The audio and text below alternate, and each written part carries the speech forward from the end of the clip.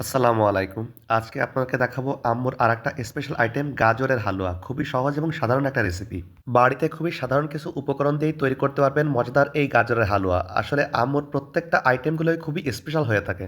গাজরের হালুয়া তৈরি করার জন্য আমরা গাজরগুলোকে সুন্দর করে ছিলে নিচ্ছি বটির সাহায্যে। আপনারা চাইলে মেশিনের সাহায্যেও এটাকে ছিলে নিতে পারবেন। গাজরগুলো ছিলা হয়ে গেলে আমরা এখন এটাকে গোল, গোল করে পিস, পিস করব। দেখতেই পাচ্ছেন আম্মু ঠিক যেভাবে পিস, পিস করতেছে আপনারাও ঠিক এভাবেই করবেন। গোল গোল করে কাটা গাজরগুলোকে সুন্দর করে পানিতে ধুয়ে এখন আমরা এটাকে সিদ্ধ করব। সামনে পবিত্র রমাদান মাস, এই রমাদান মাসে ইফতারিতে আপনারা এই গাজরের হালুয়াটা অনায়াসেই খুব সুন্দর একটি আইটেম হইতে পারে ইফতারের জন্য।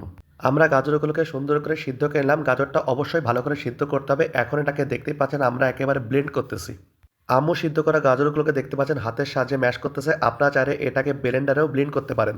একটা জিনিস আপনারা অবশ্যই খেয়াল রাখবেন, গাজরটা যেন একেবারে বাটা মশলার মতো মিহি হয়ে যায়, কোনো সাবা সাবা যেন না থাকে। একটি কড়াইতে আমরা ঘি দিয়ে দিলাম। আপনারা চাইলে এখানে বাটার ইউজ করতে পারেন, তবে ঘি দিলে সেন্টটা অনেক সুন্দর হয়, তাই আমরা এখানে ঘি ইউজ করছি। ঘিটা গরম হয়ে গেলে আমরা এর ভিতরে গাজরটাকে দিয়ে দিয়ে বারবার নাড়াচাড়া করব। পানি মোটামুটি টেনে গেলে শুকনো শুকনো ভাব চলে আসলে এর ভিতরে আমরা দুধ দিয়ে দিব। খাঁটি গরুর দুধ দিয়ে হালকা একটু নাড়াচাড়া করার পরে এর ভিতরে আমরা এখন দিয়ে দিচ্ছি পরিমাণ মতো চিনি। চিনিটা আপনারা অবশ্যই স্বাদ মতো দিবেন। যদি কেউ বেশি চিনি খান তাহলে একটু পরিমাণটা বেশি দিবেন। চিনি দেওয়ার পরে চিনিটা গলে গেলে তারপর আমরা দিয়ে দিচ্ছি গুঁড়া দুধ। গুঁড়া দুধ দিয়ে আমরা এখন বারবার নাড়াচাড়া করব। এরপর আমরা একটু গরম মশলা দিয়ে আমরা অনবরত নাড়তে থাকবো যেন কখনো লেগে না যায়।